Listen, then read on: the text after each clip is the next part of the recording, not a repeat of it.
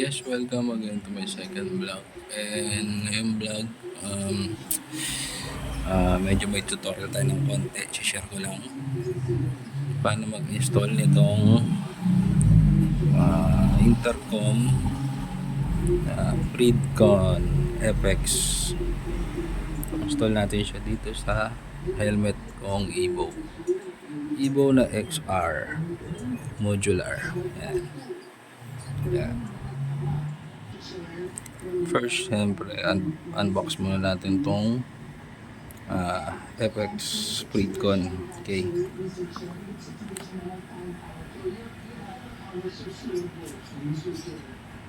Yan. Makikita nyo siyempre yung unit. Yan po yung unit. Actually, manipis lang siya. Sobrang nipis.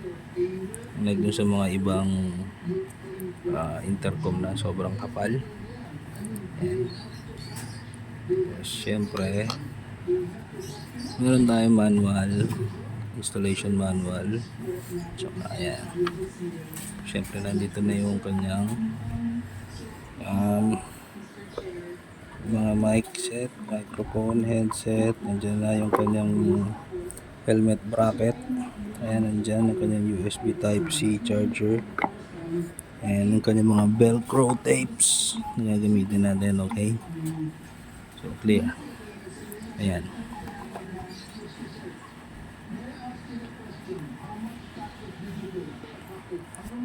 Siyempre, unang gagawin natin ay tanggalin muna natin lahat ng paddings nitong helmet natin. Okay, medyo madali lang naman siya. Kapakapain nyo lang siya dito sa gilid. Yan. At siyempre, pag kinapaan nyo dyan yan. Yan. Puro click lang naman yan siya.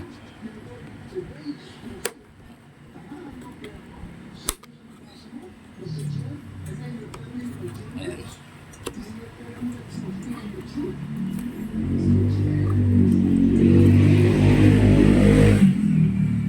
Dahan lang kasi minsan yung ganitong bago pang helmet medyo yan, malulutong pa yung mga clip. Yan.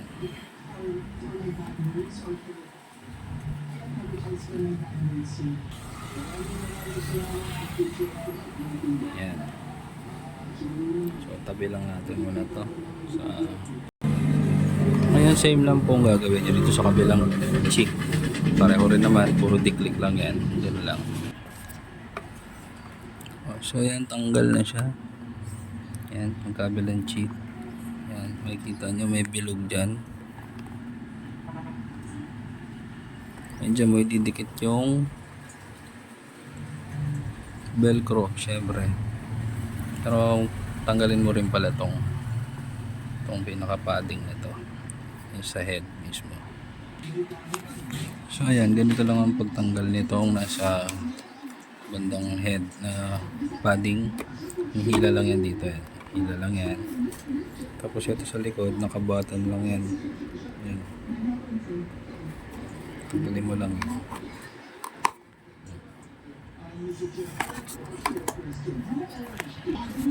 So yun, remove na siya. Tanggal na siya lahat. So tip nga pala, pag gagawa kayo ng ganito, kung ayaw nyo magasgasan yung helmet nyo, gamit kayo ng ganyan, yung sa leeg, yung unan sa leeg.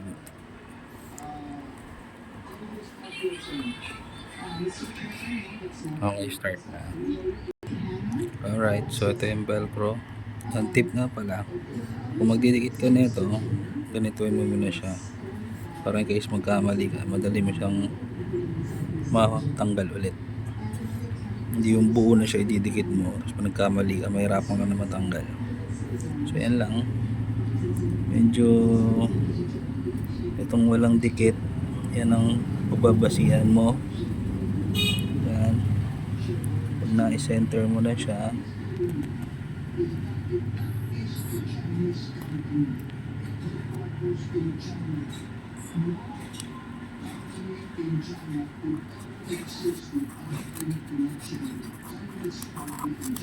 tulak mo yung may dikit.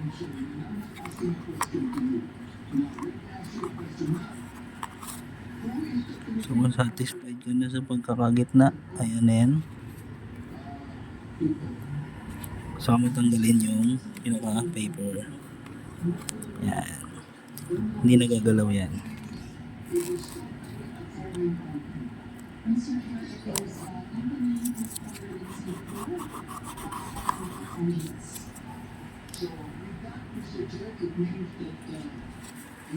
Same lang din. Ganun din ang gawin mo dito sa kabila.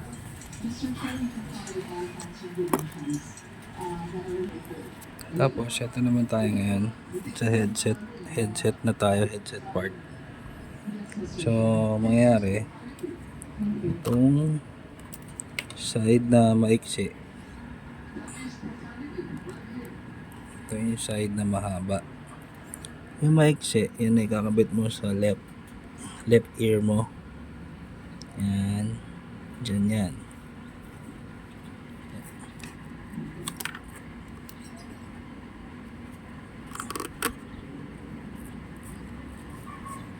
Yan. So, itong mahaba, dito naman sa right. So, ayan na siya ngayon. Left side, sa left na ear, sa kanan. Yan. So, kabit naman natin yung mic. Yan, paalala, pagkabit ng mic, dito mo siya ilalagay sa bandang left din, sa kaliwa ng tenga. Kasi, usually pa nagdadrive talaga. Diba? Siyempre, nasa kanan yung throttle. So, ang freehand mo, kaliwa. Kailangan nasa kaliwa ang dito, ang intercom. Kasi kaliwang kamay mo ang mag-ooperate.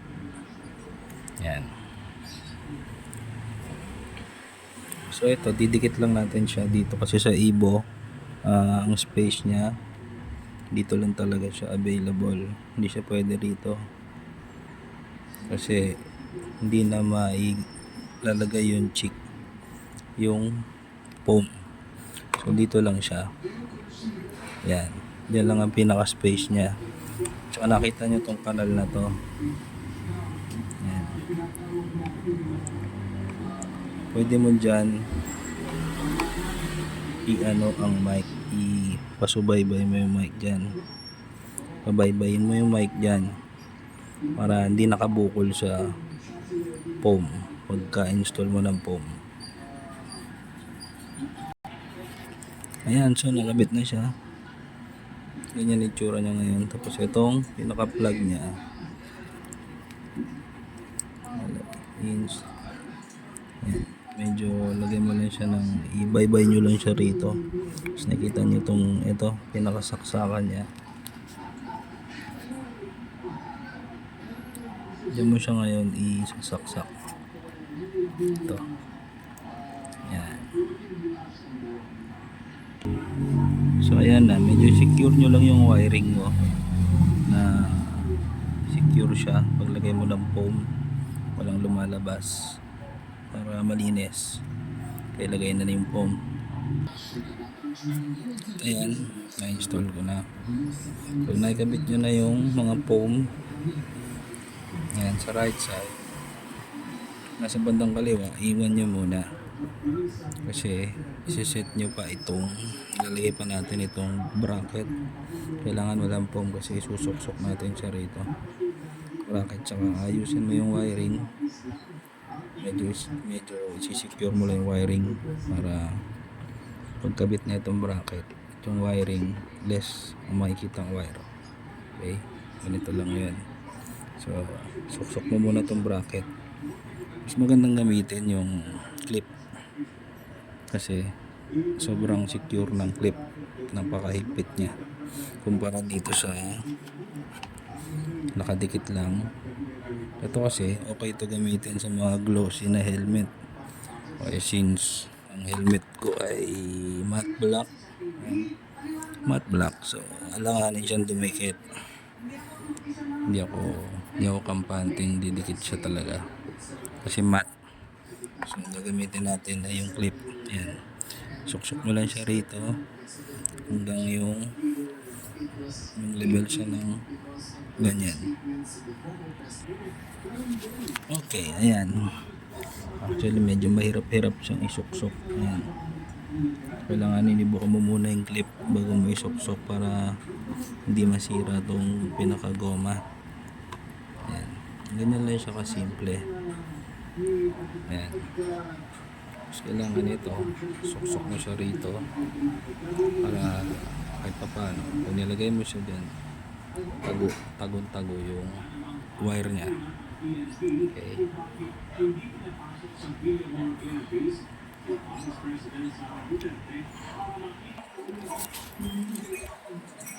Okay, ayan na siya.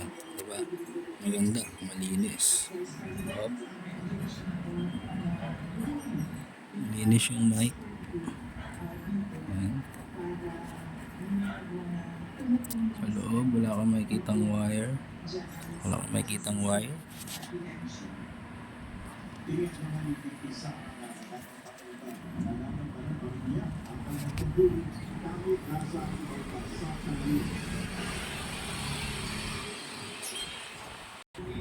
Tapos, kakabit na natin, insert na natin yung pinaka-intercom. Yan. Freedcon FX.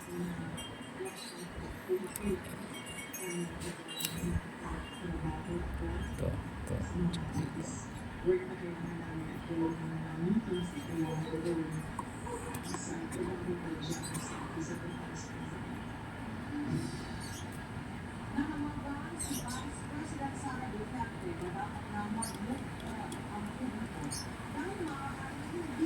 I-slide mo lang yan. Kapag na-slide na siya, so fix na yan. Saka mo na ito i-connect.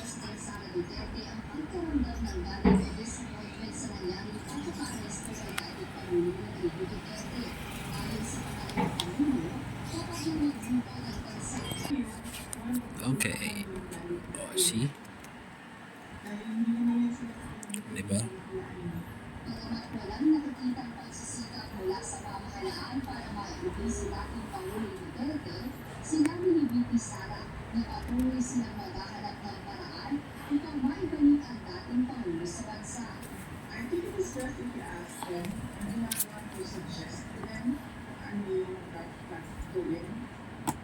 Dapat siguro ilumahan natin sa kanila ng isip sila, but clearly from the answers of Secretary of the Department of Justice kanina, I don't think they will make moves in Diba? Sobrang nipis lang. bringing the former president home.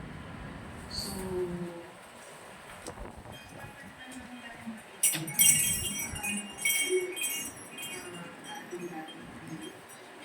we expressed that already as well. Kasi sinabi niya na mag-mayor pa siya. Alright. Yun lang. That's all. Thank you. Samantala, sinagot din ng Vice Presidente ang mga tanong tungkol sa posibilidad na may traidor sa loob ng